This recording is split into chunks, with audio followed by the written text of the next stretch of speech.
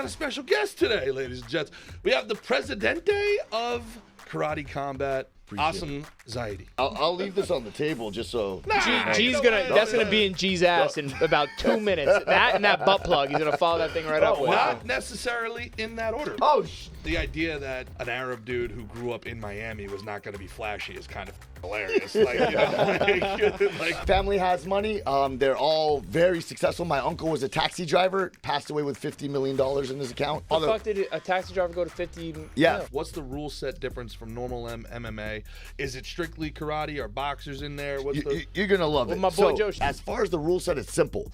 It's the same as MMA, just remove the submissions. Oh, so you're not doing points. Okay. It's not like karate. No, How long, no. Is there a time limit till you can stay on the ground? As long as you're actively striking, you can stay on the ground. The second you get held, you stand back up. Chris, let me ask you. If you put a fleshlight up your butt and a guy had sex with the fleshlight, is that gay? Not straight, right? Because he's having sex with a vagina, technically, right? That's allowed. The worst thing is the press conference. Listen to this. I pay all this money to rent out an arena. I get all these people sitting in front of you. I put a microphone in front of you and you say, I'm going to let my talking happen Friday night. You're like, bro, I just put a microphone here. You got a hot mic, baby. Are you crazy? Let's go. Sell a ticket. What's wrong with you, man? You know, you know how much that arena costs? Yeah. And now you're going to say, I'm going to let my talking happen in the cage. Are you stupid? I swear to God. It's not enough. No. Oh, make fun of his race and religion. Tell him if this was a different time, you'd run through the favela with your boys on horseback and kill every man not fit to work. My dream, if I were to open up it would be no time limit fight. Oh, I love that. No time limit fight. Yeah. You know what I mean? Like there must be a winner. At an hour, maybe call it a draw. But let the boys cook. Everyone's a victim.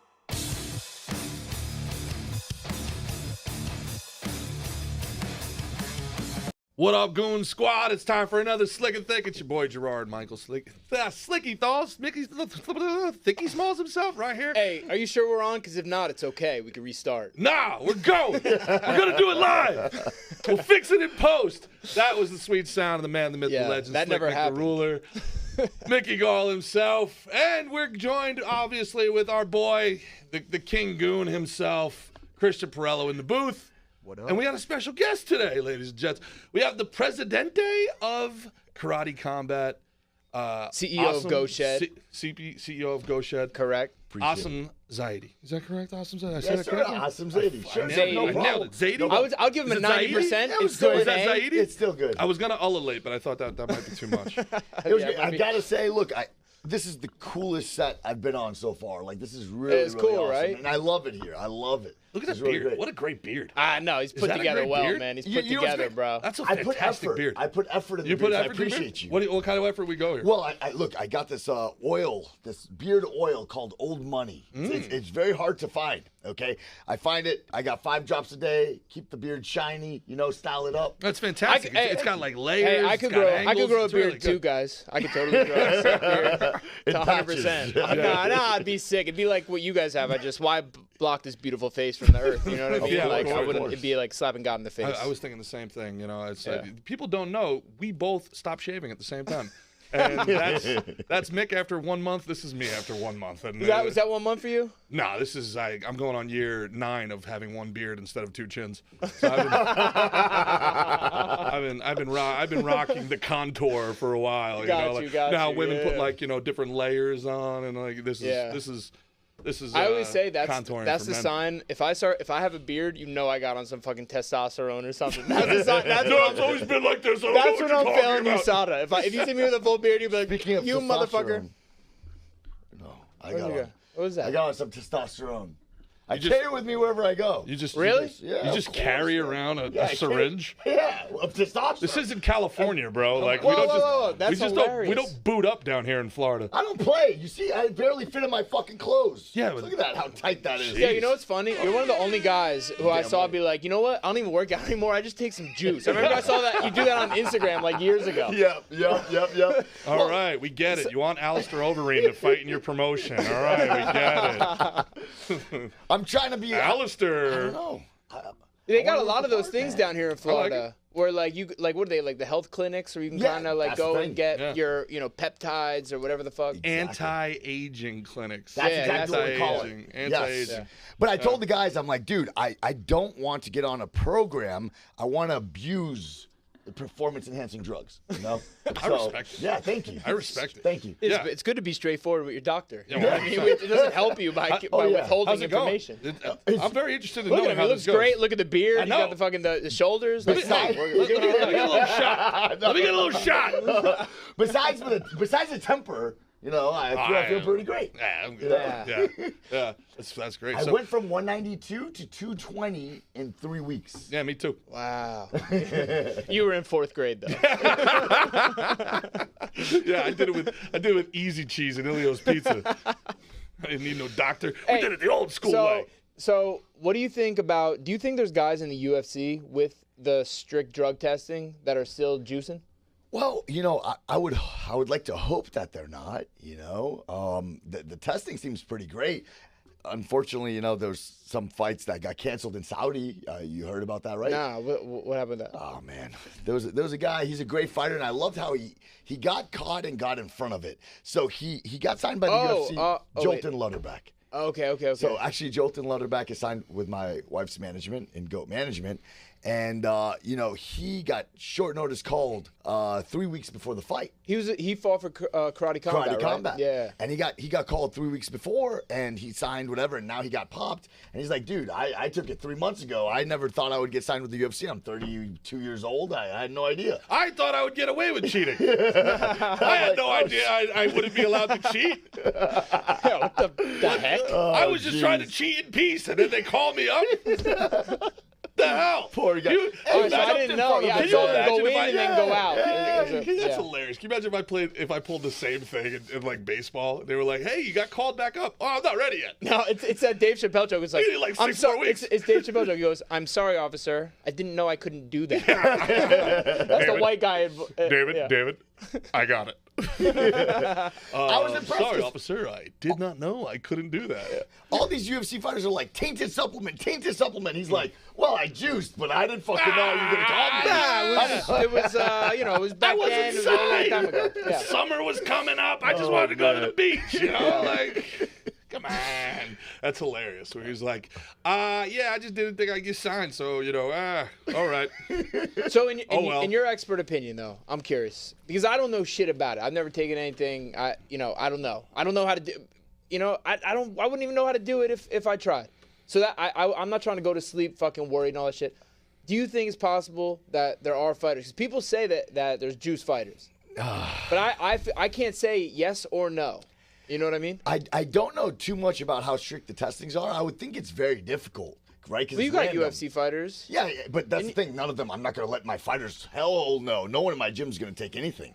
Okay. I'm performance enhanced coach. Hell yeah. Performance But enhanced coach, I don't mind that. But not my fighters. No chance in Right. hell I would allow that in my gym. It's a bad reputation for everybody. It's Sure. no bueno, right? So no, I would hope that nobody's juicing, but I'm sure there's some people that slip through the cracks, right? I hear people that live in other countries, it's easier because USADA pretty much only busts United States fighters.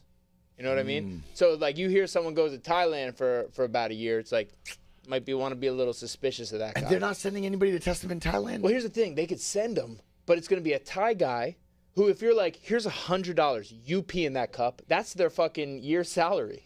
You know what I mean? So they'll be like, okay, I'll do that, and and it's that shit's like legal. You go buy it at No, that makes a lot of sense. I never thought of that. Holy Mexico, crap. Thailand, shit like that. Okay. This is kind of well known This in is other sports, though. Like projection? This is why, What do you call that? projection. No, this is like the Conjecture. It's definitely conjecture, but it's like the unspoken rule, like why Kobe would always spend his off seasons in Germany or whatever, and yeah. stuff like that. I never knew this stuff, man. I'm gonna send all my fighters to Thailand or Mexico, freaking get them juiced up Between like me. fights, right? Yeah. What am I doing here? What am I doing here? I tell you the one that I actually don't like, and Mick and I talk about this all the time. The fighters that miss weight, they win against the spread 60% of the time. Wow, I didn't realize that was a statistic. That's crazy. Well, we just saw Kelvin beat D-Rod. Yep. And D-Rod's my boy. And Kelvin he pulled out that third round. that third round, Kelvin was able to take him down, have the energy to do all that. I got to believe they took care of D-Rod for stepping up, moving up to 85. Hopefully he got at least 30% of his purse, plus, whatever other type of discretionary bonus they gave him, I hope. But it's just crazy. The underdog who misses weight, the average underdog wins once out of every 8 fights in the UFC. 1 out of every 8. Oh, wow. The average underdog who misses weight wins 1 out of every 4. Twice as likely. Doubles your chance as an underdog of winning if you come in overweight. Wow, that's crazy. Wild, right? Yeah, especially if you're making 10-10. It's like, all right, maybe I'll give you fucking 2 if it's going to guarantee I'm going to win. You know what I mean? And then the general public doesn't give a shit. The general public doesn't they forget about it. Somebody win. Forget about it. Yeah, exactly. That's all they're going to remember. That's all they're going to remember, somebody winning and somebody losing. Yeah. So what do you think about that? Me and Mick talk about this a lot as far as like weight classes are concerned. If everybody is walking around at 200, cutting to 170, and then fighting at 190 anyway, why is anybody cutting weight? Well, in one championship, they do the hydration test. And that's something I was considering to do for karate combat. But I realized they fake that too, man. I don't know if you know how they do that. So they still cut the weight. All they do is they cut extra weight. They chug like a liter of water. They gain back only 2 pounds. They still cut the weight. Yeah, and they hold on to their piss. Exactly. They hold on to their piss. It's basically now you're sucking weight while holding your piss. Oh, yeah. It's BS. Yeah. It's BS. So it's just like there's no way around it, right? Everyone's going to freaking cut weight unless you do a weigh-in on the same day. But then you start taking risks, like jiu-jitsu tournaments, right? They have weigh-ins. But then same guys day. will still try and get that, size advantage. I don't know what the answer is because we hard talked about it a couple podcasts ago, but we don't know what the same day weigh-in would be hard. You wouldn't want to deplete yourself so much, of course not, right? But that's then you're taking risks. Like now somebody comes in 7 pounds over or something. Now it's a mess, right? It's the day of the fight. Yeah. It's tough, man. It's going to be tough. But I think they would have to do almost like they do year-round drug tests, surprise drug tests, year-round surprise fucking weight. Oh, I like that. Well, you have to be within 10 pounds of your weight at all times. I kind of like Perhaps. that. I'd be in for that. But then it also, UFC's about fucking freedom. Yeah. And it's kind of, you know what I mean? I feel like the drug tests alone is like someone's knocking on my door at 6 in the morning. Well, everybody taking my morning pee from me. And also, it's also like everybody just as whether it's true or not. The public assumption is that USADA's not in the UFC anymore just because they couldn't get Conor McGregor to pass a test. They just couldn't do it, so they got rid of USADA. I don't know what they still have a lot of the USADA people involved. They do. I thought they separated.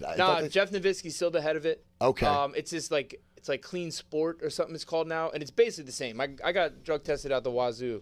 Okay. Just like everybody else does. But they're just not using that name USADA. Exactly. And they're not using that company. But basically the same things. And they're trying to make it even better. Are they doing it with like one championship and stuff like that? Are they all I don't know. There's no way. Those guys no shot, right? Those guys do not we know look the guy, natural. a couple guys who fought Ung La were fucking juicing. Yeah. I believe it. 100%. I believe it. They need it. You're facing Ung La, Yeah, fucking Burmese right? pythons that you coming out there, These guys, these poor guys, I mean, if you're growing up in Cambodia, you're malnourished. You might need some tests, You're not getting the same. I wish there was a league where you could juice. What about that? What if there's a league? Baseball. It's fantastic and it's back. I don't know. You're the president of a league. I can't do that, man. I'm gonna get crucified for that one. How funny would it be? Yeah, I would love it. Bro, watch how many fucking fighters would sign up tomorrow. They're like, is that right? No weight classes, no drug testing. Yep. Karate combate. It's just all Brazilians. Brazilian combat. Yeah, that's all it is. But they did that with Pride. Like I remember hearing in the contract, it's like we will not test drug testing. Really? Yeah. So they're not. They're like we will not. So they're very obviously juiced to the gills in Pride. It was awesome. It made for an exciting. People get soccer kicked and just stand up. It was like nothing. It was like Randleman.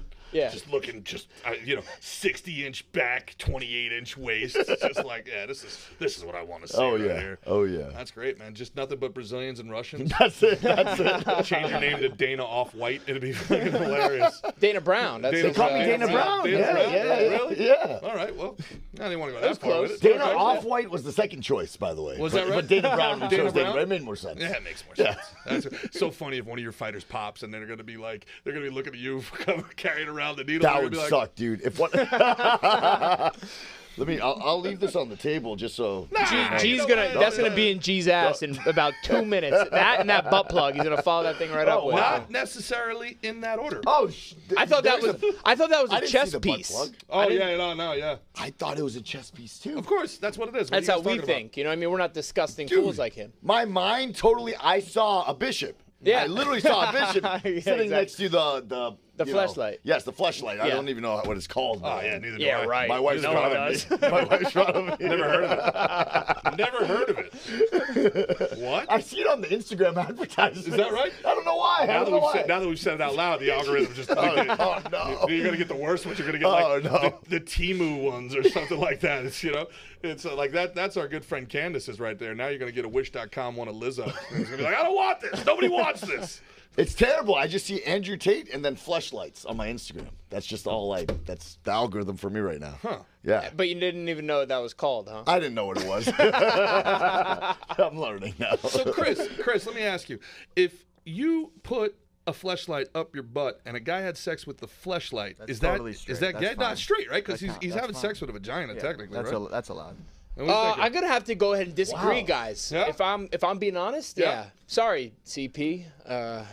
I can't. I mean, that's the straightest way to be homosexual. Yeah. Yeah. There can't be a more straight way to be homosexual. It's like than you're trying. I'm trying, God. I'm trying. I'm praying it away so bad. I'm trying, man. Oh man. Gotta stay prayed up, bro. You Gotta stay prayed up. How much easier it would be like to do time if they just passed one of those? Or you think you could buy those at commissary? You know? Oh no. You know you can't. I don't know. I have a friend that's in. I probably should have mentioned his name. Whatever. I have a friend. He was a student. He's been in prison for some time. Oh shit. He's gonna be watching this. Send him a fleshlight, guys. Shout out. Yeah, I don't want someone to say send his him name, a fucking send him flashlight. That could somebody. be contraband. I gotta ask him. They're gonna. If I FaceTimed him right now, we shouldn't do that, right? He could get in trouble. If he has a phone in jail, he he does. certainly. Yeah. have, He posts on Instagram. We talk all the time. Really? FaceTimes me. I'm like, dude, what are you doing, bro? That's some player shit right Yeah, there. he's there. Yeah, he's only good got man. like another 7 years or something. Only?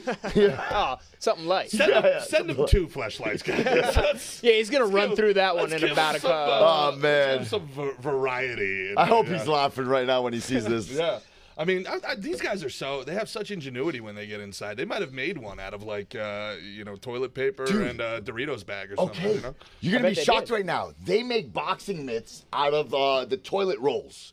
And they hold boxing mitts with the toilet rolls. Really? And I know this because we just had in Karate Combat Billy McFarland fight. Do you guys know who that is? Do not. Do you know who that's the Firefest? dude from Firefest. Firefest. Oh, really? Yeah. He fought. How'd The he guy do? who scammed people out of $100 million. He fought for it. He knocked the guy out. I thought that was shit. Ja Oh, Rule. yeah. Damn, he didn't was get. nuts. Yeah, it was With a supposed to white kind of be belt on. revenge against him, but he That's the fucking thing. Hey, bro, it's all you know what I mean. It's all. It was It's all supposed to be fair up in revenge the on him. fucking. And he ended up winning, knocking the guy out. Phil Norris was in his corner. Okay. GSP's commentating. Joe Rogan's watching. It was a simulation. It's like life wasn't real anymore. It was nuts. Wow, yeah. good No for him. justice there. Yeah. Do you think you get Yeah, Joe? good for him. Who's your wish list of guys to get on Karate Combat? Would you want to get like Joe Francis on there? Like what do we got? So today we had Lil Pump tweet that he wants to fight Dylan Dennis. That was really strange. I will pay you I however bet much you Dylan takes that fucking I fight. will that was super however random. much money you want to not make me suffer through another Dylan Dennis fight. No, I know It's not the that, little man. pump isn't the issue. I It's will the- give you as much money as you will take to not put that on. Yeah. And that's the general comments underneath. People are a little upset. my But God. this rule set might be interesting with Karate Combat because you can ground and pound, right? So maybe he can use his takedowns and do, some ground and pound Throw more techniques than and- one punch in the first 3 rounds. Wait. That'd be nice. I don't think Dylan will beat any like real legit top level fighters, but he'll beat that Lil fucking Pump. rapper's ass. Yeah, I mean, I Right? love Lil Pump. I'm Gucci Gang out, Skeet. I love We're that all stuff. we're all obviously It's Gucci awesome. ganged out. Yeah, but like, Oh, my man right there. I'm just saying. But I mean, I have to be neutral. I don't know who would win the fight, I guess. Okay. I can't say that, right? It's All kind right. of obvious who would win that You fight. have a syringe in front of you, sir. Is that, how much of that does You that can syringe do whatever cost? you want. This is slick and thick. We keep it G real, brother. We're all about fucking talking if you thought real you were gonna, shit, free speech. Yeah, man. if you thought you were gonna come on here and do some corporate shit, I'm sorry. This ain't, I see he's got his nice baby blue zone over there. You know? Hey, it looks fucking amazing. Come on. I appreciate it. Would you let a guy bang you with a No. That's it just Brock can't happen. Lesnar is gonna fight for karate combat, but he said there's one thing has to happen first. Oh no, that's a bit too much of a sacrifice. I'm not a company man like that, you know. I have many people that'll take the sacrifice for us, you know, and they'd want to keep their jobs. Dana White, no, I'm sorry. Brock Lesnar says, here's the thing. All right, I'm gonna sell 30 million pay-per-views. But that Fleshlight. It can't happen. It can't happen. No, it can't happen. No? Right. Nah. Come on, man. He's a real man. Right. So, hey, how long have we known each other, Asim? How long have we known each other? About 8-9 years now. 8-9 years, right? Yeah, Back in TriStar with Faraz Sahabi. Exactly. All the boys up there in Canada. What is TriStar for those that don't know? That's shit. It was like one of the best spots up in Canada. One of the best MMA gyms in the world. Yep. Run by Faraz Sahabi. His brother Amin Zahabi's in the UFC, killing it. They were great top spots 3. where George St. Pierre came from. Okay, great. Yeah, we trained up there. George was there when we were training up there. Oh, wow. Yeah, it was a great spot. It was top 3 MMA gym in the world for some time. It was ranked up there with Greg Jackson and ATT. And I haven't been since COVID, bro. That's the problem, right? When COVID happened, Canada just got locked down 4 or 5 times. Yeah, and a lot of the fighters had to move out in order for them to train properly. So, I saw Mandel Nalo got a win recently. Bro, what a fucking beast he is, man. He's unbelievable, man. Yeah, what a great talent. I really hope he gets to UFC because he's an undiscovered talent. That'd be a good guy for karate combat, no? I would want to sign him, but I believe he wants to go to the UFC. And I don't want to step in front of his dreams if that's the case, you know? Right. That couldn't help him get there? So with karate combat, we want to get the strikers that are going to stick with us, right? Gotcha. If somebody has the jiu-jitsu ability that they can go in the UFC and do it, then go ahead and go into the UFC. We want the guys that will hopefully want to stay striking, and that's their passion, and they don't want to be grappling and stuff like that. So tell me about karate combat for guys like me that are just, normal civilians, don't know the difference. What's the rule set difference from normal MMA? Is it strictly karate? Are boxers in there? You're going to love it. My boy Joe Schilling just was in there, and I think since you came on board, so I've been following along. I was aware of it before you were involved, and since you've been involved, I've been even more interested. You changed some of the rules, so there's a little bit of ground and pound in there too. Oh yeah, no, we switched up a lot. You have the flat mat, and then you have the padded ramps. I like that a lot. Definitely. A lot of good action. You see guys coming off the ramps. That's really cool. What do you call that? Is that like the pit? The pit. Oh, yeah. And it's way better platform for many reasons. You know that with fence wrestling, you end up stalling on the wall many times. You're vertical. It's hard to take the guy down. Right. Different things like that. When you slant the walls like that, the action just continues. If you back up, you're kind of screwed. You're helpless. The second you fall on that pit wall, you're just a sitting target. So it forces the action, right? Guys have to fight in the center, and then it makes for an exciting fight. What is that, blood sport? It really, right? Very similar. Very similar. Way better for viewing, too, right? With filming and everything, and then watching, you don't have to look through a fence. So there's so many advantages of it. As far as the rule set, it's simple. It's the same as MMA, just remove the submissions. Oh, so you're not doing points. It's not like karate. No, How long, is there a time limit till you can stay on the ground? As long as you're actively striking, you can stay on the ground. The second you get held, you stand back up. Okay. So it's just a war. Very interesting. It's just a war. It's great for the casuals. And that's the first of its kind. I've never heard that type of rule before, right? Definitely. It's the first of its kind. And, there's no striking organization which allows you to strike from everywhere. You can strike in the clinch, on the ground, anywhere you'd like. So that's beautiful. It's a free flow fight, yeah. But no active grappling, though. Nobody can, I can't shoot to get you on the ground. Yes, you can.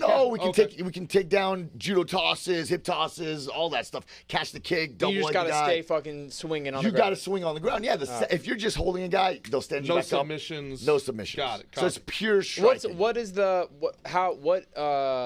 What indicates a stop of strike? Can you frame for a second? Is it like a 3 second? All right, I'm holding them and you're up. How is it? What is the referee's discretion? It says at the referee's discretion, but the second somebody you're in closed guard, right, and your arms get wrapped up, you're gonna get stood up. Yeah, you're not gonna be able to stay there. Okay.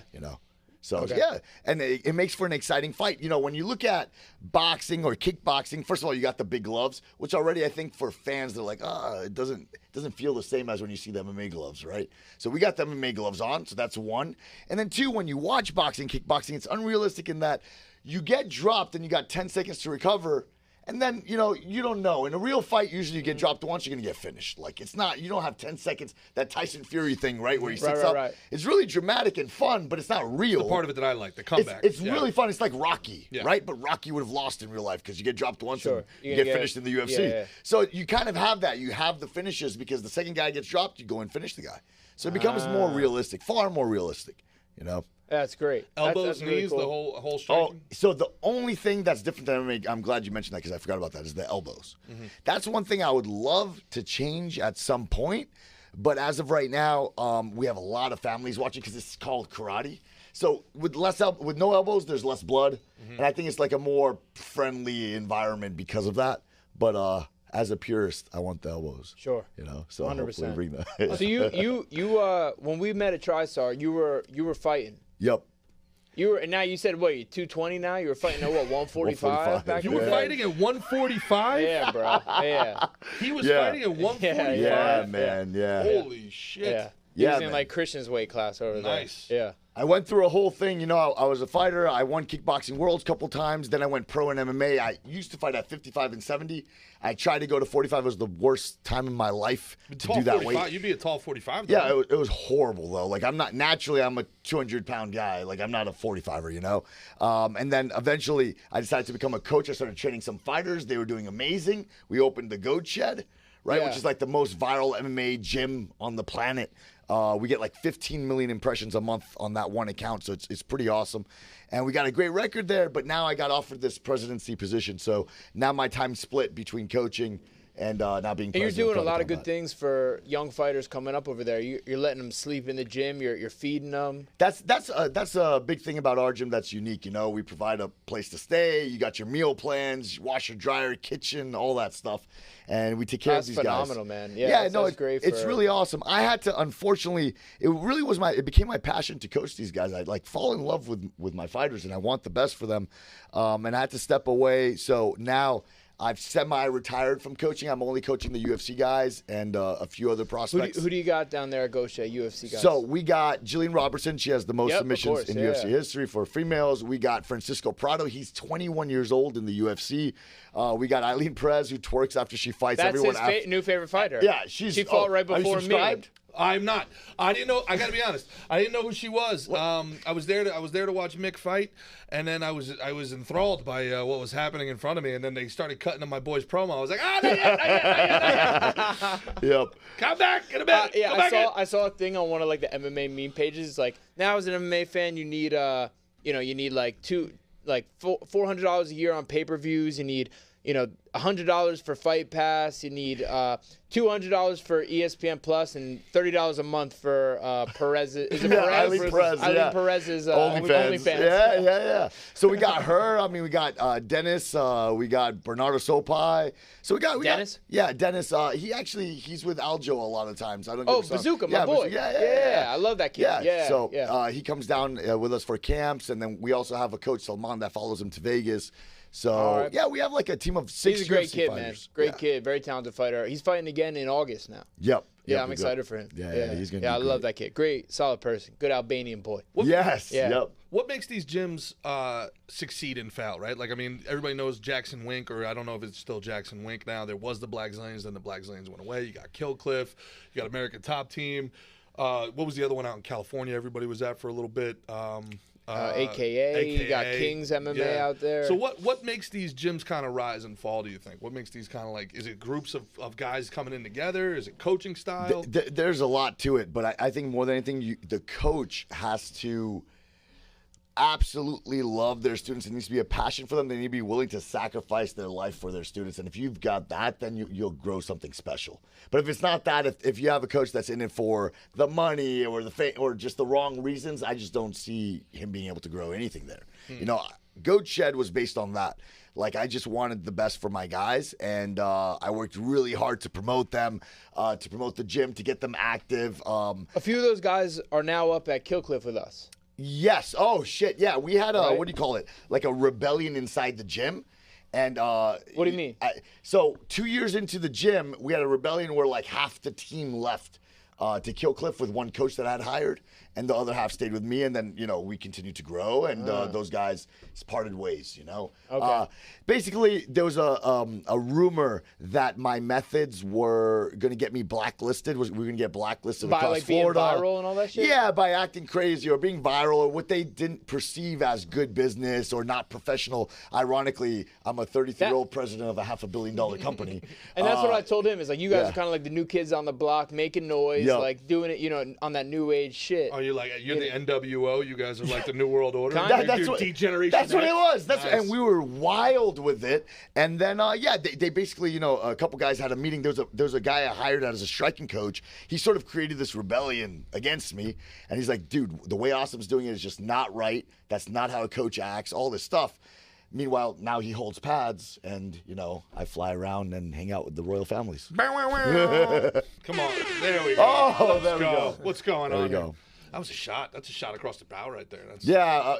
Not that okay. there's It is anything what it wrong is. with holding pads. I probably know No. what he's talking about, so I'm gonna ask him not to say any names here. We'll have to talk after. It might could be someone. Is he holding pads for you? I don't know. Okay. I don't know. Okay. I don't honestly know. I don't want to know right now. Unless we're gonna have to start hitting cuss on this episode. Got it. Yeah, of course. Yeah. He's an important person over there? I don't know who you're talking about. Okay. Genuinely. Okay. Oh, great. Yeah, we'll talk about that after. Okay, I can't. cool. Yeah. All right, cool. Yeah. Go ahead. Yeah. No, She got hot. My wife's hot over there sweating. Yeah, I mean, we can cut it out. Who the fuck is it? Is Dieter Navarro? Fuck, man, I love Dieter. Yeah. It's yep. okay, And man. If you say it again, I could beep it. out. I should have beeped it. No, it's all right. It's all right. We'll just cut that little part out. Now, I do love Dieter. That's fucking shame. No, in all hate honesty, though, I don't want to blame him too much because what he said or what he may have thought could have been true.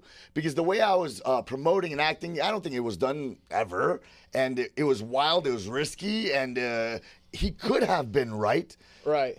So like I'm not gonna blame that. He was a more traditional guy, and I took a lot of risk, and it paid off. But it could have not. Sure. And probably he would have been more right more often than not. But I know how to move in certain ways, although it's not the norm, and so I don't blame him, man. It is what it is. Yeah, but that's sports though. Like all right, let's clap back in. But that's sports though, right? Like there's the Yankees, and there's people that have that personality that feel good in that environment, and they succeed in that environment. There's other people that won't succeed in that environment, right? Yep. Like some people need to be a little bit more edgy or wild, or need to be the heel, right? That's where they feel like the best version of themselves. You can't have Dennis Rodman not be Dennis Rodman. Yep. But if you understand how to use a Dennis Rodman, he can help you win. You know what I'm saying? So like, I never really enjoyed the whole one size fits all. You got to act like a pro. This is how you do it. Yeah, but also like, it's not you getting punched in the fucking face. So why don't you let me do things the way I want? But that's something I can say about you too. Is I remember you've always been like solid. You've always been a good dude. I remember you came. I did a meet and greet down here a few years ago, and you brought like some of your guys through. Yeah. I remember you were like, bro, everyone thinks I'm an asshole now. Because you were going out there and like putting that side of your fucking personality out, turning it up to fucking 12. Exactly. Which is the same thing dudes like Sean Strickland are doing. You know what I mean? You're right. And I give them credit, and I credit their fucking balls for putting that side of themselves out, because that fucking works. Exactly. You know what I man. mean? And if I didn't do that, I wouldn't be here. I wouldn't be able to make an amazing life for my wife and I, the way we're living right now, because it was a lot of suffering, man. Like, I used to sleep in the gym with my fighters too. And it was not easy. I would work from 8 a.m. to 9 p.m. every day, 12 hours a day, or 13 hours a day. I wouldn't leave the doors of my gym because I was working all day long. I would clean the mats and teach every single class of the day. And it was a hard life, and that's what it took to get. That's not the part I'll show on Instagram because that's not sexy. That's not fun, What I showed on Instagram was, I got a car luxury sponsor that I pretended to own, and I would drive a Rolls Royce, and I have a company that owns a wholesale jewelry exchange, and they let me wear $500,000 on my neck, even though it wasn't mine. Mm-hmm. That's what that looks sexy. Yeah. And everyone's like thinking they thought it was all mine. They're like, wow, that guy, he has family money. It's like, I just turned it in the next day. That shit's not mine. But like, whatever. They thought it did, but that's what I showed. Meanwhile, I slept at the gym. You do have family money, right? You do come from successful family? I'm so happy because I never get to talk about this. This is so important to me because my mom, my father, and my mother are my biggest heroes. But my mom is something very special, and I'll tell you this. So my mom, she hadn't met her father. She didn't know who her dad was. This is in Pakistan. Her mom, she didn't meet her till she was like 16, 17, something like that. She didn't know who her mom was, right? Okay. She came here with no money, no education yet, young girl from Pakistan. You got to imagine, women in those countries, they're taught, get married, have a kid. That's your place. You know, she was a single mother, and her and her husband, my stepfather, I remember them sleeping on the gas station floor. You know, they saved up enough money eventually to buy a gas station in the ghetto, like 3 hours north, you know? And they would sleep on the gas station floor because they couldn't afford employees or anything like that. And I remember being a kid, I used to live with my dad, and my mom would be like, hey, if you sleep in the gas station with us, you'll have free candy. You want to do that? And I used to think it was a game. And I used to do that. I thought it was fun. And I had no idea my mom had to work 24 hours a day. Literally, the gas station doesn't close, right? 24 hours a day, every single day of the week. Now my mom lives in a mansion. We call it Goat Mansion, right? She's the first person in my family to buy a mansion. She's the owner of a Hilton hotel. And to imagine a woman who didn't have the parents, right? Didn't have those people from another country, immigrant, came here with nothing, single mother, to finally owning a mansion in a Hilton hotel. It's an American dream, brother. It is, and it's remarkable. And you know what's cool is like that's great that you're proud of them and like and you like put it out there. Like some people are like embarrassed by that. Think like, oh, I gotta be like tough and from the streets. It's like, why? Because your parents were fucking winners and busted their asses. You gonna fucking hide that and be ashamed of that? That's crazy. No, you know what I mean? I went to a high school with a lot of fucking rich kids who were like that. Like they'd be kind of like they didn't want to hide it, but you should be fucking proud of what you got. Exactly. You know, and the other day, so you know, I'm in a position that's, you know, it's a blessing. There's a lot of great things, but it requires a lot of responsibility. I'm working more than I've ever worked. My wife and I work maybe 80, 90 hours a week. And it's been really rough on us, you know, just mentally, and it's exhausting. And my mom took me to dinner. She sent me a random text. She's like, let's go to dinner. And I went to dinner with her, and she said, Asim, I don't know what you're going through, but I want you to know whatever you're going through, it's going to be worse for you, and it's going to get worse. And you shouldn't ask for anything better. You need to be stronger. That's all. And if you want to make the big bucks. That's some G shit right there. She's like, if you want to make the big bucks, I don't want to hear you complain about anything. And I never complained to her. But I think she could see to my face I'm just getting tired, you know? And she's like, from a woman that's been through everything, keep going. You're fine. Wow. You know? Yeah, that's some G shit, man. Wow. Awesome. I called you here today because I feel like you're being a bitch. Oh, you tired, baby? You know how many times I slept in that gas station floor? It's wild, man. You know? So, That's beautiful, man. Family has money. They're all very successful. My uncle was a taxi driver, passed away with $50 million in his account. My How father. the fuck did a taxi driver go to 50? Yeah, 50 million from Pakistan. So my family, it's such a crazy background. I wish I could tell stories about all of them, but they all came here with nothing and they all made it. And not just made it, but they made it huge 50 million by is nothing to shake a stick at, man. themselves. Yeah, nobody helped each other, by the way. It wasn't like my uncle helped, you know, my mom or none of that. Everyone's on their own, and I'm on my own too. You know, my parents may give me support and give me the education, but there's unfortunately no Zells to the account. You know, I wish I had that growing up. You know, so that's just not the way my family's built. You know, you have to make it on your own. That's just the way it is. Yeah. You know, so my uncle was a taxi driver. He eventually saved up and he got a convenience store. Very classic Middle Eastern thing to do. Saved up, got a hotel on Ocean Drive before Miami was Miami. So it's very cheap. You're Miami born and raised, and your family all when they came to America, they settled down in Miami. Yeah, all right, cool. Yeah. So he got an Ocean Drive hotel before Ocean Drive was Ocean Drive. Then it came to Miami exploding, so that hotel, he sold it for a shit ton and bought a block in downtown before downtown was cool. And then eventually, you know, now Miami is what it is. He sold the whole block in downtown, and you know. What about your pops? Because I know you're. My dad's a killer. Your father was involved in martial arts. Yeah, He got you involved with martial arts, and you were like taking lessons from Elio Gracie as a kid. Exactly. Well, that's the part. Okay, see, if there was anything I was ever spoiled with, it was with a really good education. Not in just college. school, I'm a dropout. I'm a dropout. I'm a college dropout. Education meaning from my parents. Like they're phenomenal entrepreneurs, and they taught me a lot of life principles that are, by the way, completely opposite of what anything you'll see on Instagram and all this motivation crap out there. Drop some shit for the fans, man. Yeah. What type of life principles? No, I mean, I'll tell you this. I think a lot of people hate on money, for instance. You know, and I think that's a big thing. A lot of people trick people. They don't want you to focus on that stuff. So they'll tell you like money's the root of all evil. Money's a bad thing. In order for people to get rich, they have to scam people or they come from money. They'll constantly make these excuses and just hate on money. And at the same time, they're chasing money. It's like, how is money ever going to find you if you're hating on it the whole time? Yeah. It's just never going to, you have to respect it. So I think a lot of people say, like, for example, like money is not everything. That's a necessary part of this fucking life. Very necessary. You want to take care of your parents. You want to take care of your children. Your family. You have to. It's just what it is, you know? Like, I see how hard my wife works, and it upsets me because there's thoughts in my head where I'm exhausted and I just drained. And I hear her say those thoughts sometimes, and it breaks my heart because I don't want that life for her. Right. You know, I want to build us a great life. My sister's involved in the management game as well. My sister Jamie. Okay. She works with Dave Martin, so I know it's like around the clock, like working way too fucking much. Like, It's a lot. It's working a lot, for all man. these fucking dickhead fighters. That's like, basically these needy ass motherfuckers, right? Basically, you know. And then unfortunately, she didn't ask for it, but I gave her a position in karate combat to help me out, and it's been tough. But you know, anyways, we don't hate on money. You know, it's something that, just to give you a really cool story, actually, growing up, because my wife always thought this was a cool story. So, growing up, there's a holiday in our tradition called Eid. Okay, during this holiday, it's kind of like Christmas. There you go. It's kind of like Christmas, but instead of gifts, everyone gives you money. So as an 8-year-old, I would have aunts, you know, come with like $100 bill. They'll go around your head and they'll pass it to you. It's almost like a blessing, right? And everybody would do that. And it's like, I don't want to say you're respecting money. You're taught to respect money, you know. And then whenever growing up, it's time to pay for the bill, my parents would never pay for the bill. They'd hand me the money, and I'd always pay for the bill. So an 8-year-old kid, that's something they always taught me.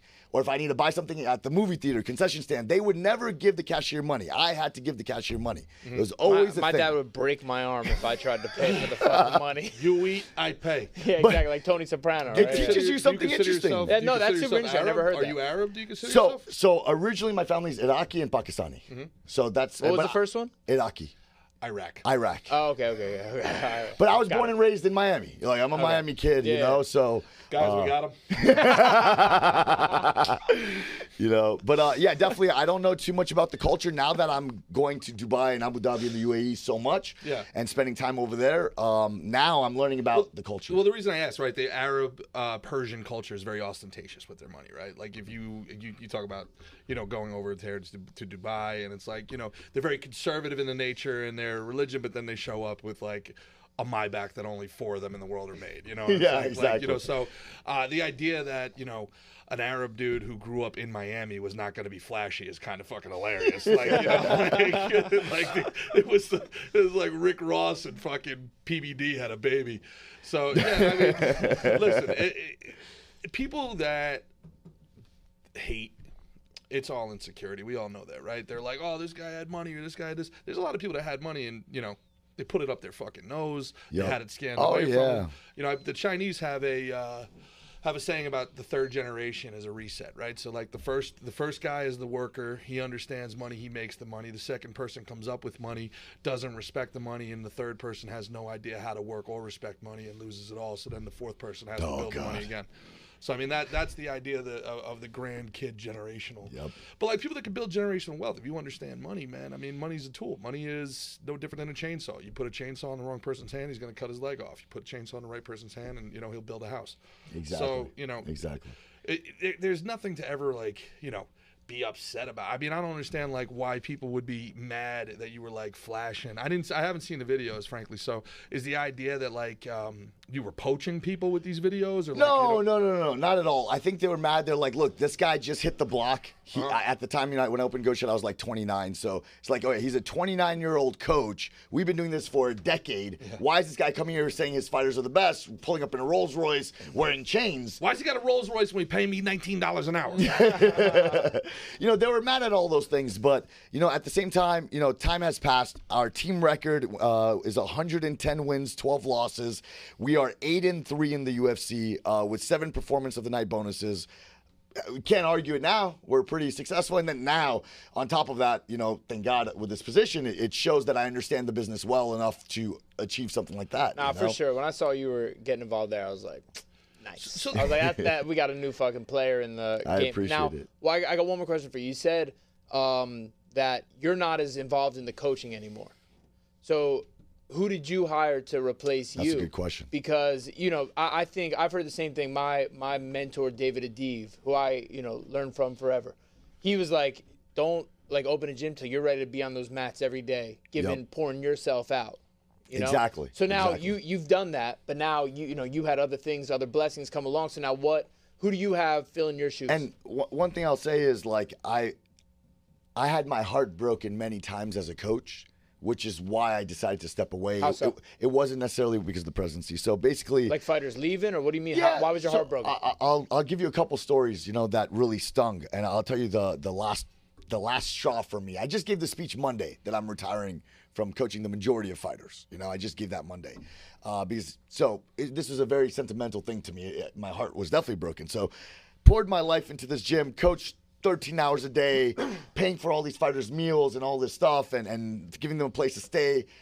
Now, with this presidency position, I have a superpower. I've always wanted to find a wealthy guy to back my fighters, and, God bless me, where now I'm the wealthy guy that can back the fighters. So I would pay for visas. I would pay for attorney fees.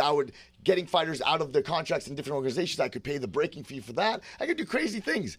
I remember one camp in Mexico, I spent like 12 grand on one training camp for a fighter. So that way he could live in Mexico for a month. I could fly out his training partners. I could pay for everyone's food, pay for a driver, I'm able to do these things now, thank God. There was 1 month where I spent, I counted like 63 grand in 1 month on fighters, on other people. So why is that? Am I ever going to see a return? I will never see that return. In that 1 month, I won't see that return. That could easily go to making our future. But I did that because I love my guys. But after getting smashed over and over by so many fighters, and Dean Thomas, a lot of very famous coaches warned me. They're like, Asim, you're doing too much. You're putting your hearts into these guys, and you're going to get burned. You're going to get hurt. And it happens. So I'll give you for instance. I had one fighter. He threw his first punch in his life in my gym. Okay, first punch in his life. He was with me till 5-0 amateur, 7-0 pro. Okay, his uncle didn't have papers, whatever it was. We got his attorney fees, took care of that. He stayed in the gym. He had a place to live. Took care of his uncle too. Took care of his brother. We did a lot of things.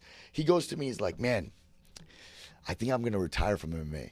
I said, no problem, man. Okay, you want to retire undefeated? Look, you're tired. I get it. Retired, we cancel his contract. 2 weeks later, he books a fight somewhere else, signs with another management. And it's like, dude, if you grew apart from me, fine. Just say, I'm not happy. And that's okay. People have done that, and that's no problem. They're just not happy. Right. But that was like, that tugged at my heart a lot. And then, I have other fighters that have left, and they talk so bad about me. And I'm like, dude, I funded your career, man. I did everything for you. How could you? You slept on the gym, floor. I took care. How could you say anything bad about me? Like, why? I don't understand. So after that happening over the years, over and over and over, and Dean looking at me, and he's shaking his head. He's like, I told you. I told you. And Dean Thomas said it very clear to me. He's like, look, all fighters, almost every fighter believes they're going to be world champion.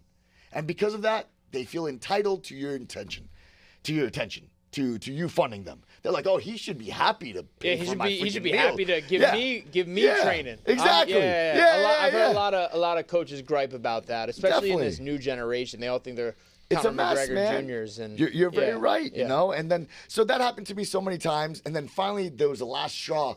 There was a manager, and this manager, he goes to me. He poaches one of my fighters for my wife.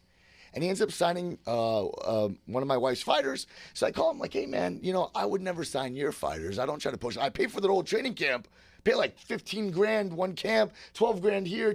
Like, it's crazy. I pay for all these things. I don't try to poach them. And he's like, you're disrespecting me by throwing your family's money in my face. Your parents pay for these fighters, and you throw it in my face. And I'm thinking, like, man, my wife and I work so hard for every dollar we make. And this guy's spitting in my face, and I'm spending money on his fighters. Why? Forget it. I don't want it. Do your thing, man. All these guys, I'm going to take care of the guys that I want, the guys that earn that attention. I'll focus on them.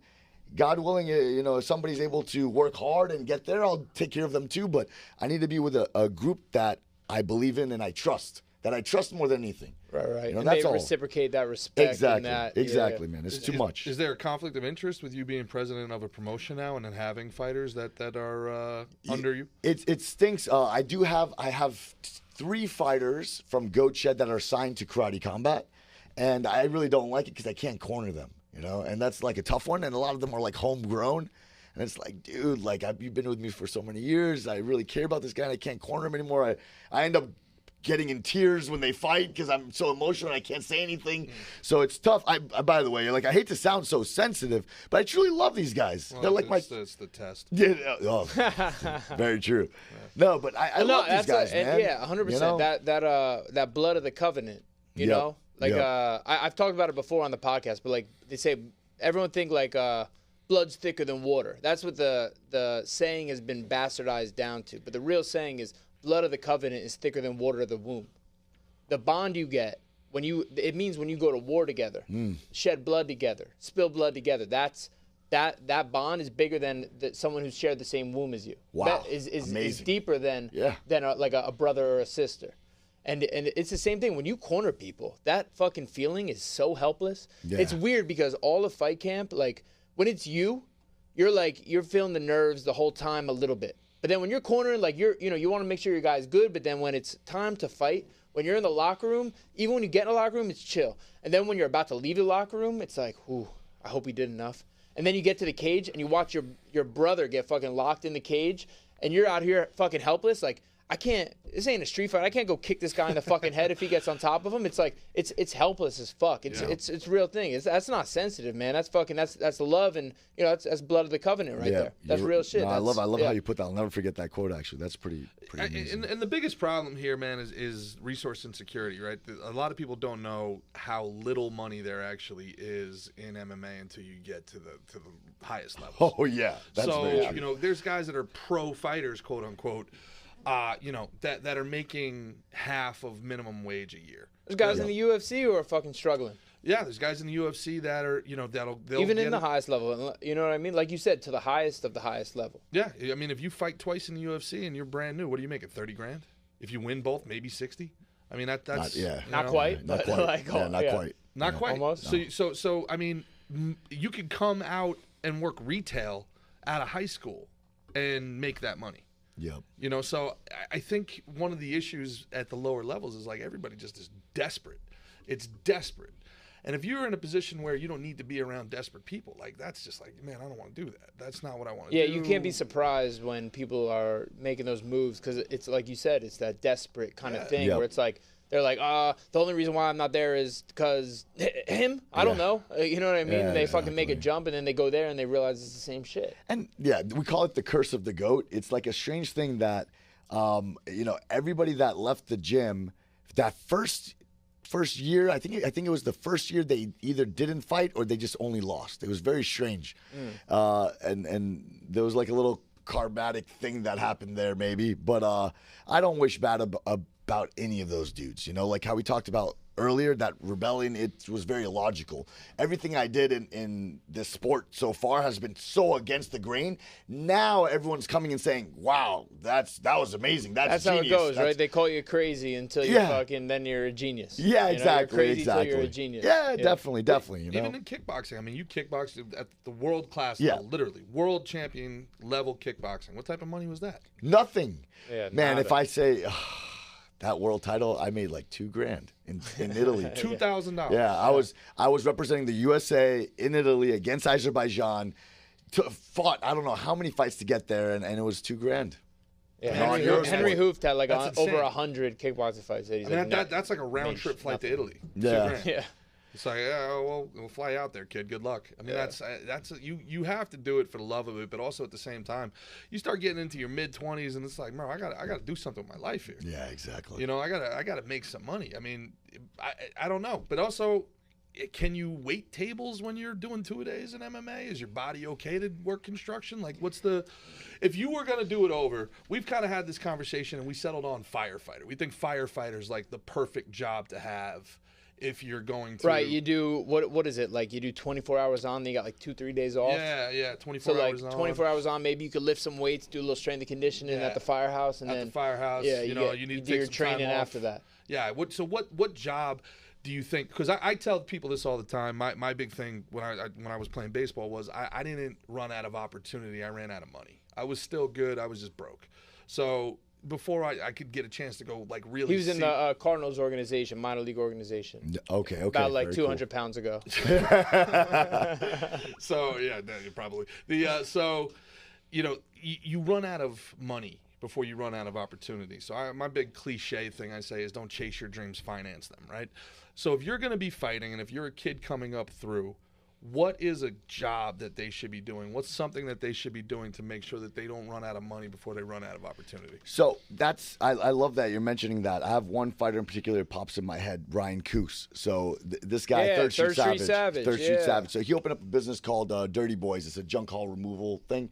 So now he had a juice thing. He has Coos juice, right? Yeah, Coos juice. So, but he's a good kid, man. I like him. I met his dad. Yeah. Yep. Yeah. But I'll explain to you the principle that's important here. See, if you're constantly focusing super on talented fighter too. Nothing to keep interrupting. No, Just give him his props. You know what I'm saying? He's I like Ryan. He's 8-2. Big veiny dick, I heard. Yeah, that's the rumor. Thick. Yeah, he's 8-2, really big prospect. And one thing is, so the quote I was going to tell you is like, if you're constantly focused on survival, you can't focus on the business. And that's the problem. Mm-hmm. So like, if you're focused on how am I going to pay rent this month, you're not focused on your training. Takes away from your training. So it's nice to be financially secure so you can focus on your passion or spend money on your passion, right? No, you have to be because if you're going to be eating correctly, if you're going to be training correctly, desperation reeks, and then that's where if you're in the sewer, that's where the rats come, right? So, but I think too many people don't work. I think too many people go, I got to get all in. I got to put all my focus. Being financially stable is part of that. You're right. And if you're fighting at the regional level, I don't think you're going to be generating the income that you need to. I mean, they get paid at the regional level, right? Yeah, but it's like $1,000. Sometimes that your medicals will be equivalent to your pay, to your purse. So it's almost like a wash. I'll tell you, one of my fighters. Well, I'm going off topic, but one of my fighters fought for a title, and he fought for like $800, but the medicals were $2,000. Yeah. And like I paid it. But at the end, he was like, dude, it's not cool because you're paying it, but if I didn't have you, I'm going negative, and that made him sad. And I'm like, dude, don't worry about it. Like, we'll get to a higher level and, you'll be able to take care of that yourself. But going back to the conversation with Ryan Coos, so he has this junk removal company, and this is what happened. Before he opened that company, he told me, he's like, dude, I can't focus on training because I'm broke and I'm not happy with it. And I have a girlfriend that I'm taking very seriously. I want to start a family, and I just can't do anything I want to do because I'm constantly struggling on surviving.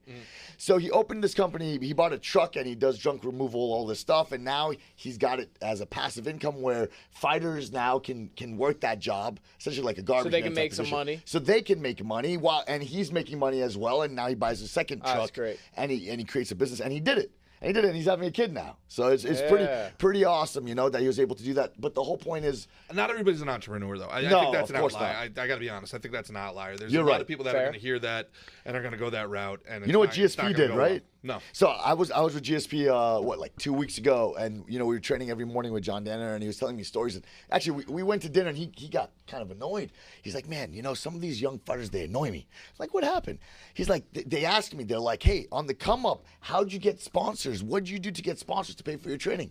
And he's like, motherfucker, I was a garbage man. Mm-hmm. It's like, sponsors? What sponsor are you talking about? I was a garbage man. That's what, and I was a bouncer on the weekend. But I like that. There's something to that because when you are doing your training and it does suck, you get to do garbage and you're like, all right, I need to fucking win. I need to get the fuck out of here. Yeah, right. That'll light a little fire under your ass. Yeah, they're 100%. It gives you that perspective. It gives you that understanding of like, all right, well, this is what's on the other side. You know what I mean? This is... Bro, I remember when I was driving the fucking bread truck. I was driving a bread truck overnight. I remember all night I'd just be fucking like visualizing. Like I'd be listening to music just all night, visualizing between the thing. And yeah, it made me feel I'd want to pop out and start shadow boxing in the middle of my fucking route. I think Uber. I think there's a lot of great opportunities. Like Uber's great. Yeah, nowadays probably even more so. Uber's good. I drove Uber during the pandemic. I mean, there's what. You asked me the best thing to do for a fighter. It's going to sound crazy, but if they can learn about finance and crypto, that's probably going to be the easiest thing. Yeah, understanding something on their phone, right? Where they can just they could just lay on the couch between training sessions. For real, I met a guy the other day. He went to he sponsored. He was our platinum sponsor for our last event. I mean, I think he made like $4.something billion in crypto. Shit, fuck. Yeah, he made, I believe, the most money on crypto in history, and he wears a gold mask So if you watch the pictures in Texas, it's a guy with a gold mask. He doesn't show his face. And I asked him about it, and he's like, dude, I don't want people to know what I look like. he's like, I can't go to Disney with my kids. They're going to be like, oh, that's the billionaire. He's like, I don't want that. Smart. So nobody knows what he looks like. Fuck that guy. You have $1 billion. You can hire security. Relax. There's, it's not like the Saudi princes. I have a gold platinum mask with diamonds on it. You can't see what I look like. Shut up. He's an ugly guy. No, exactly. He had one pimple one time, and it's like, never again. Oh, gosh. That'd be me, bro. I'm vain as fuck. I mean, he puts a gold beard on. I'm wearing this because I'm famous. He gets gold hair plug injections where he can't grow the beard. Man, he was telling me that, I don't know how much this is true. He was telling me there's like weird deaths right now with crypto whales, like billionaires in crypto. And that's also a reason he's scared of it. Like, it's been happening for a long time, man. Guys that have like kept their keys, crypto keys. Yeah. Yeah. So that's another reason he told me. And I was like, for real? He's like, yeah, there's like weird things happening. He's like, I'm just not even playing that. I'm like, okay, no problem. It looks really cool. I like the gold mask. I want a gold mask. The guys that got in on crypto early were all either, feds or autistics anyway. So it was 50, he was the owner of Shiba Inu. Really? Yeah. Oh, so he made his own coin? Yeah. Oh, okay. Yeah, Shiba's doing pretty good, man. So he white papered his own thing. Yeah, like if you could write a white paper or become a programmer, that's probably the best. But I'm just always fascinated by like how guys get to the level where they need to get to. Like there's so many other things. Do you think people that have better social medias and more exposure get more opportunities? Oh, without a doubt. Without a doubt. And I'm the case study.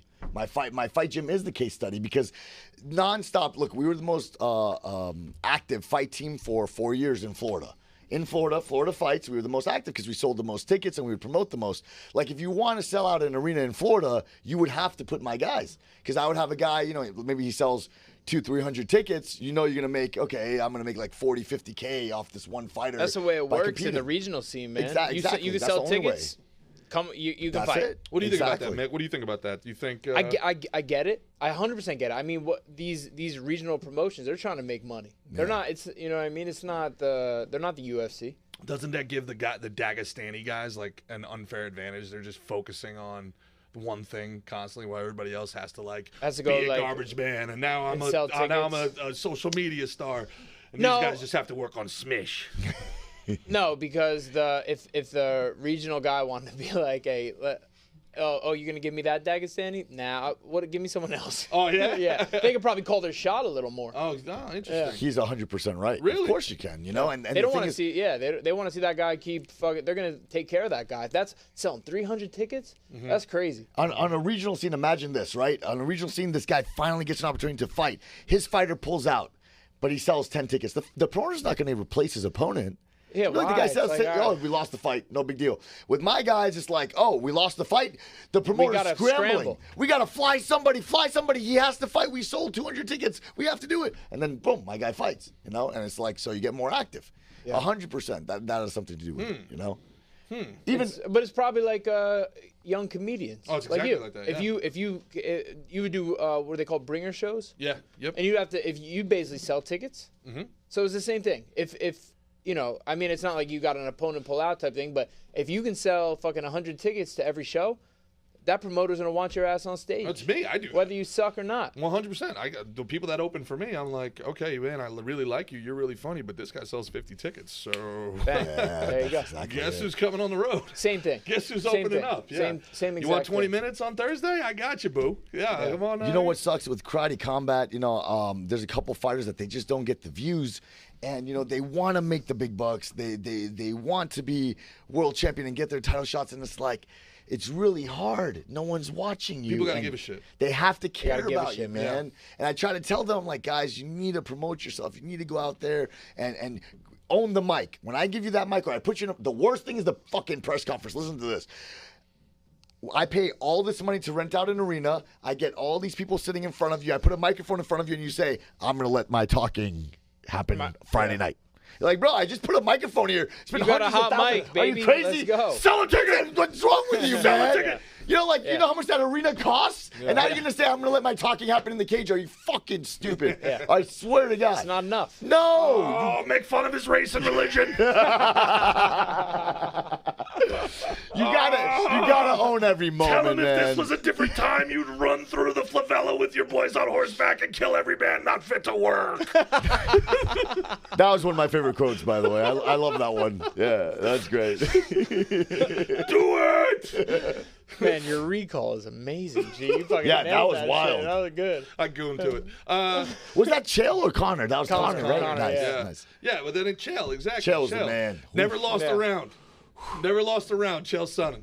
Never lost a round. Maybe me and him Also. should do, and I should finally make my highly anticipated return to grapple. I haven't grappled since I got in the UFC. I haven't done one.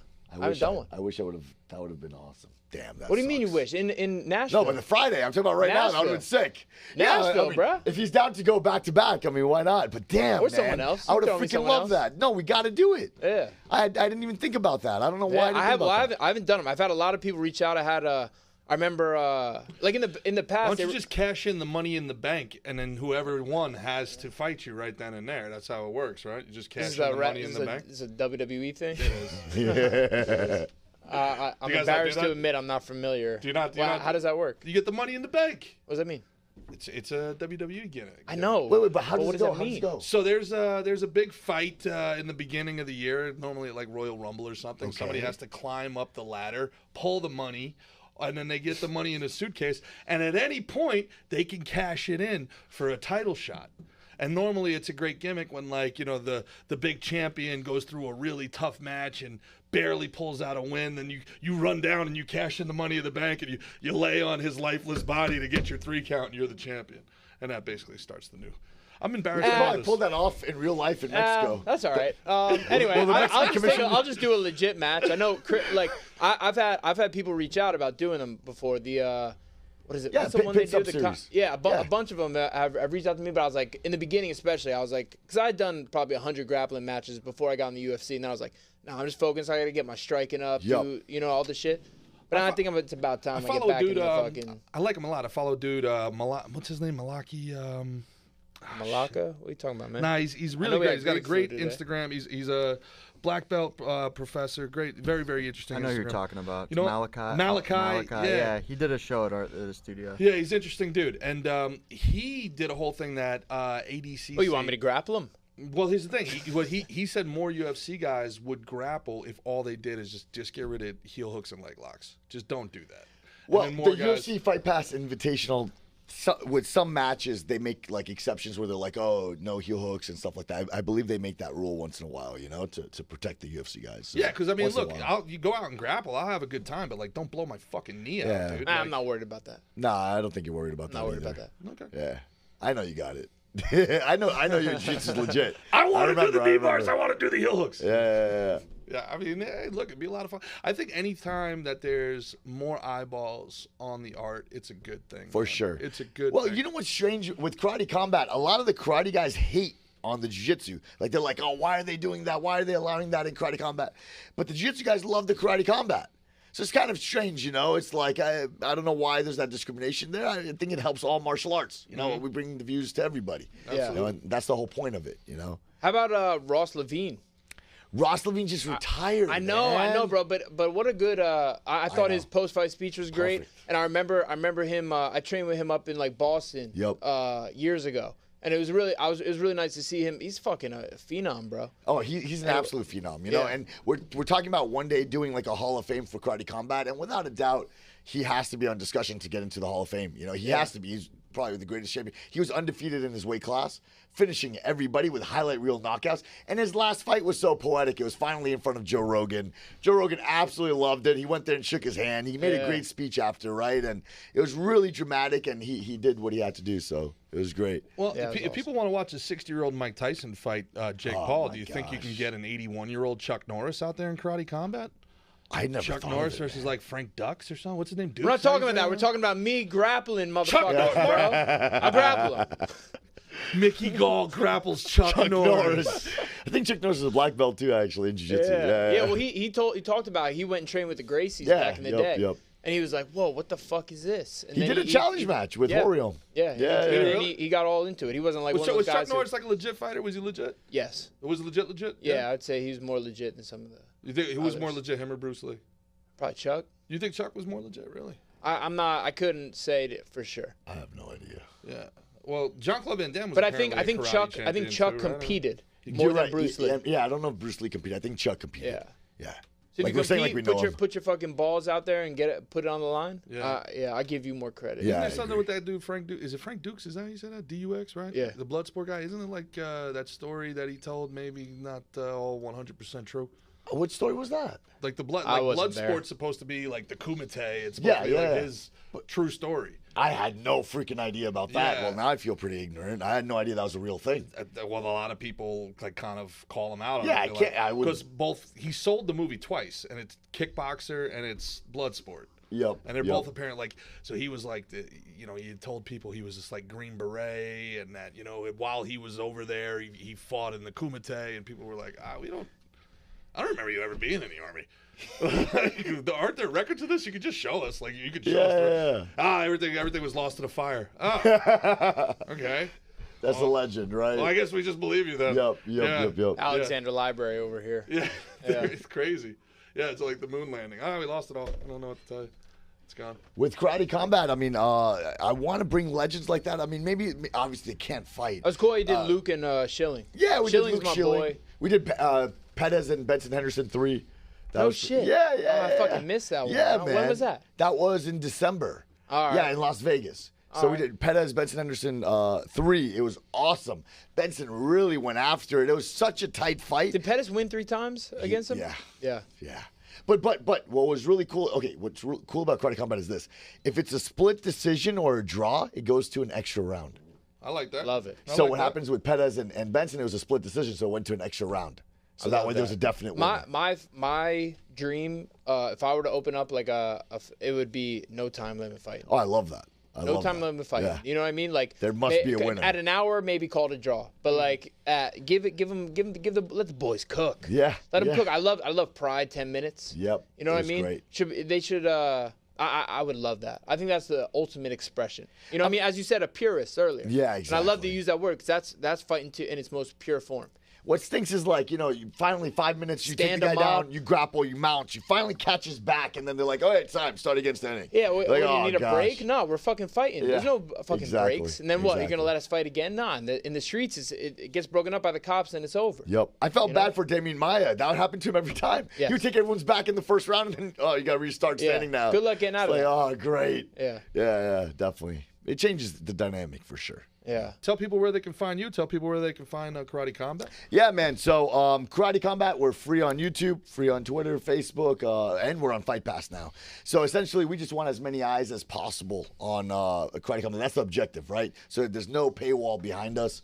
And because of that, I mean, Dubai had 51 million views. It was freaking nuts. Wow. Yeah, and our Texas event had 27 or 30 million views, something like that. So we get like these crazy, crazy numbers. So you can watch us for free on YouTube. And then if you want to find me, President Awesome, on Instagram and Twitter. And yeah. Great Christian Perello over Next there. time we'll tell you that story. Gooning in the booth. We will see you peeps next time. Yeah, all right, CP. Peace. Everyone's a victim!